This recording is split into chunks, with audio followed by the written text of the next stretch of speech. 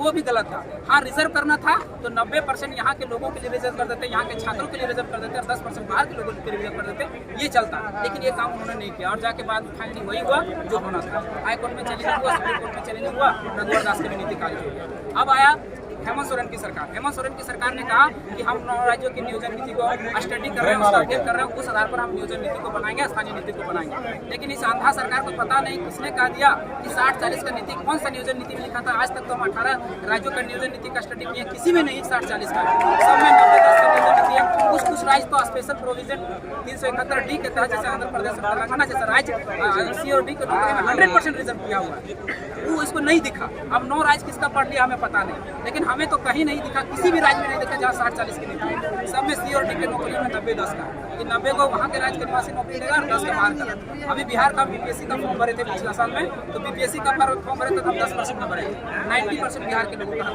सही में 10% में हम भी फाइट कर रहे हैं। झारखंड के लोग 10%, बाहर के लोग फाइट करें, हमें पता नहीं, लेकिन 90-10 का होना चाहिए। और जो ऑफिसर का पद है उसमें 75% हमारे लिए रिजर्व होना चाहिए और 25% बाहर के लिए।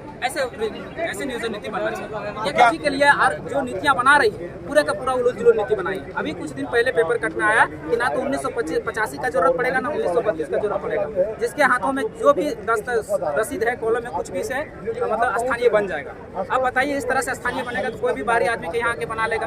क्या हम महाराष्ट्र में, क्या गुजरात में हम इस तरह से स्थानीय बना पाएंगे? क्या हमको वहाँ मौका मिलेगा? नहीं मिलेगा। और ये जो 60-40 की नियोजन नीति है वो स्थानीय नीति से ही कहीं जुड़ा हुआ है।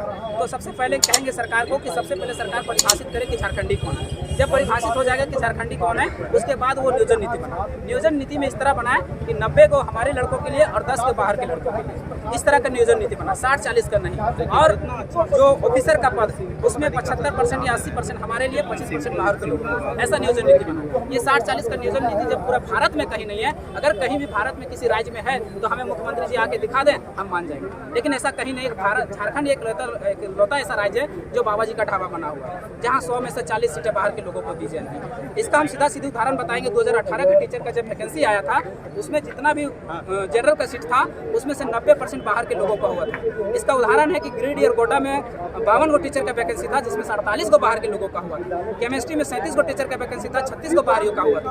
आपका संस्कृत में 56 गो टीचर का वैकेंसी था, जिसमें 54 को बाहरियों का हुआ था।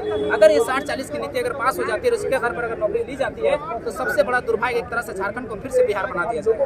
फिर से उसको एक तरह से बिहार बन जाएगा और उस तरह हमारी जो नौकरी, जो हमारी रोजी रोजगार है, वो तो पूरी तरह से छीन जाएगा। हम वहाँ पर फाइट नहीं कर पाएंगे। कैसे? अभी जल छाजन का वैकेंसी आया, असिस्टेंट इंजीनियर का वैकेंसी आएगा, आप उसमें सारे पोस्ट को आप देख लीजिए तो 75 से 90% हमारा जो क्या बोलते हैं कैटेगरी है उसमें बाहर के लोगों का रिजल्ट हो जाए। इतना बड़ा दुर्भाग्य है इस राज्य का।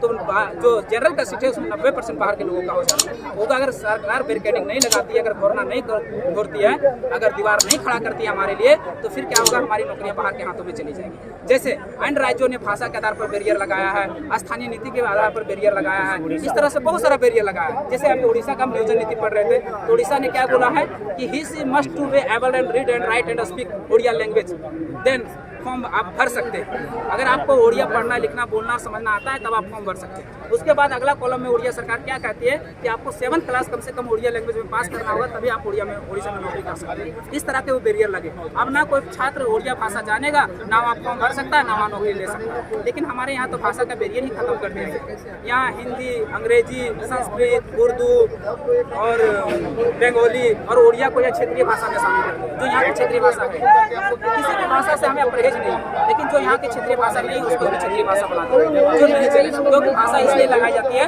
भाषा एक बैरियर होती है, बाहर को लोगों को रोकने का काम करती है, और इस बैरियर को भी हटा दिया गया। अच्छा, एक सवाल है कि जिस तरह से मुख्यमंत्री आवास के पास जाने के लिए जो बैरिकेडिंग की गई है, उसको लेकर के आप क्या कहेंगे? शब्दों में अभी बैरिकेडिंग की गई है आप लोगों के लिए, कि आम आदमी भी समझ जाए। फिर से एक बार प्रश्न करेंगे। जो बैरिकेडिंग की गई, मुख्यमंत्री आवास घेराव था आप लोगों का, जिस तरह से बैरिकेडिंग की गई है पूरे रास्ते में मुख्यमंत्री आवास तक, उसे लेकर के क्या कहेंगे? क्यों रोक रही सरकार आप लोगों को? उसके लिए 2 लाइन है, हम चिटकेंगे, हम दरकेंगे, हम टूटेंगे, हम बिखरेंगे। हम चिटकेंगे, हम दरकेंगे, हम टूटेंगे, हम बिखरेंगे। इस मिट्टी से जन्म लिए, इस मिट्टी में मिल जाएंगे, पर अपने हक अधिकार से कभी समझौता नहीं करेंगे, कभी अपने हक अधिकार से समझौता नहीं करेंगे। जय झारखंड।